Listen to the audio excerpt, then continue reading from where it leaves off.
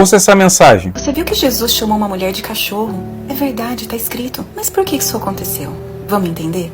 Quem sabe a gente consegue compreender muita coisa que vem acontecendo na minha e na sua vida. Tá escrito lá em Mateus 15:21, que diz assim: E partindo Jesus dali, foi para as partes de Tiro e de Sidom.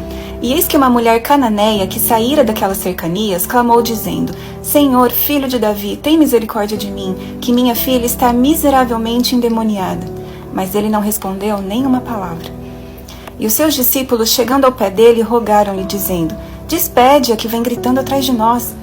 E ele respondendo disse: Eu não fui enviado senão as ovelhas perdidas da casa de Israel. Então chegou ela e adorou-o, dizendo: Senhor, socorre-me. Ele, porém, respondeu: Não é bom pegar o pão dos filhos e dá-los aos cachorros.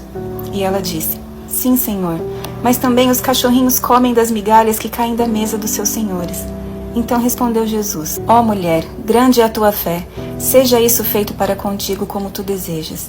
E desde aquela hora, a sua filha ficou sã. Jesus estica essa mulher de uma maneira e coloca ela numa prova. Primeiro, ele fica em silêncio quando ela clama. Depois, Jesus deixa claro que ela não merece atenção porque ela não era uma israelita. Jesus fez acepção de pessoas. Mesmo assim, ela entra na frente dele e diz: socorre-me. E Jesus vai pro arremate final. Ele humilha ela. Ele diz assim: eu não vou tirar a comida dos filhos para dar pros cachorros. Nessa hora, eu acho que até Pedro ficou tenso. Jesus levou essa mulher ao extremo quando comparou ela a um cachorro. Ao extremo da humilhação. Eu imagino os discípulos pensando: ué, o que aconteceu? Cadê Jesus que amou a mulher adúltera, a samaritana no poço com a vida toda errada, que falou de amar ao próximo como a si mesmo? O que estava acontecendo? Será que Jesus não estava amando essa mulher? Jesus não respondeu, não incluiu e ainda humilhou. Mas não é Jesus que senta com os pecadores? Pra gente entender o que Jesus fez com essa mulher, a gente vai precisar ir para outro texto. Marcos conta a mesma história, assim como os evangelhos contam a mesma história, só que de pontos de vista diferentes. E Marcos relata um detalhe muito importante, que faz toda a diferença no que Deus estava fazendo na vida dessa mulher. E vai fazer toda a diferença no que Deus está falando e fazendo na minha e na sua vida. Marcos 7, a partir do versículo 24, conta a mesma história.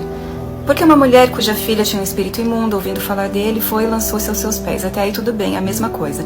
A partir do versículo 26, diz assim: E a mulher era grega, Ciro-fenícia de nação, e rogava-lhe que expulsasse de sua filha o demônio. Escute, gregos eram extremamente soberbos. Os gregos achavam que os israelitas, os judeus, eram um subpovo. Eram a escória da sociedade e tratavam eles como um povo inferior. Os gregos se achavam dono do poder e da verdade absoluta na época. Eles acreditavam que estava sobre eles toda a verdade e revelação. Eles tinham o poder do conhecimento, da filosofia, tinham recursos. Mas agora uma mulher grega se aproxima de um judeu para pedir ajuda. Ela já começou ali um processo de humilhação. Ela ouviu falar que Jesus cura e se aproxima dele com essa visão. Jesus tem algo que os gregos não tinham e ele podia curar a filha dela. Ela quebrou preconceitos e entrou em um lugar onde Deus ia começar a tratar ela. Jesus conhecia ela. Conhecia o coração dela. E ele começa um processo de abater o orgulho. E ele estica ela. Estica até extrair uma fé que nem ela sabia que tinha. E Jesus não quer dar pra ela só o que ela pede. Ele quer dar o que ela precisa. Ela pede a libertação da filha, mas ela precisa de uma libertação. A do próprio orgulho. E Jesus começa a esticar fazendo silêncio. Quantas vezes você viu Deus em silêncio e a sua fé foi provada?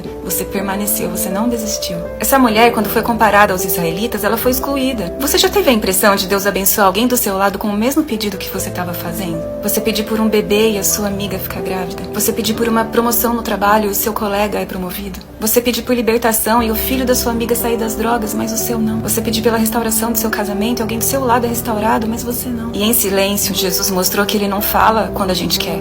Ele fala quando ele quer. Ele estava provando o coração dela. Escute, até que ponto eu e você estamos dispostos a celebrar uma bênção que aconteceu com alguém do nosso lado que nós estávamos precisando? Até que ponto Deus pode promover o seu colega de trabalho e que você vai dar um abraço nele e dizer parabéns, você vai desempenhar um bom papel. E não ficar murmurando porque não foi você o promovido? Até que ponto você é capaz de celebrar a gravidez da sua amiga, sendo que você espera por um bebê há anos? Até que ponto você é capaz de celebrar a bênção que vem para o outro? Sem reclamar, sem desistir. Jesus falou: eu vim para os israelitas, e ela não desistiu. Ela falou: tudo bem, eu vou continuar te pedindo, tá tudo bem. E aí, por último, Jesus compara ela a um cachorro. Teoricamente é o fim.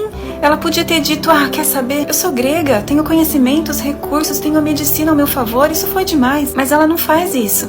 Ela diz: eu sei, eu aceito o teu silêncio. Eu não tenho problema de não ser incluída entre os israelitas e pode me chamar de cachorro, mas o que cai da mesa dos filhos, os cachorros comem.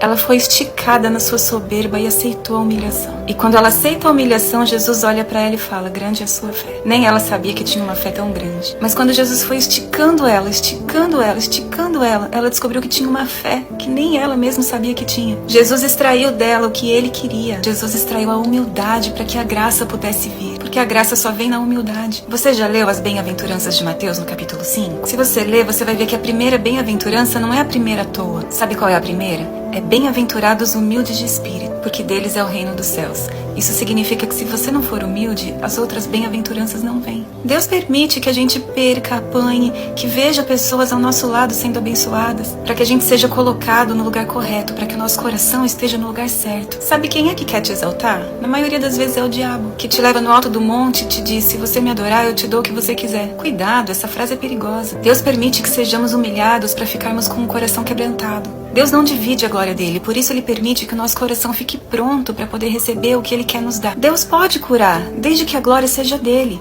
Deus pode fazer a sua empresa prosperar, desde que a glória seja dele. Não pela força do seu braço, mas a gente só reconhece isso quando o nosso coração está posicionado no lugar certo, no lugar da humildade. Talvez tenha pessoas aqui ouvindo essa mensagem com coisas na vida impossibilitadas. Sabe o que Deus está dizendo? Eu não vou tirar da mesa dos filhos para dar para os cães.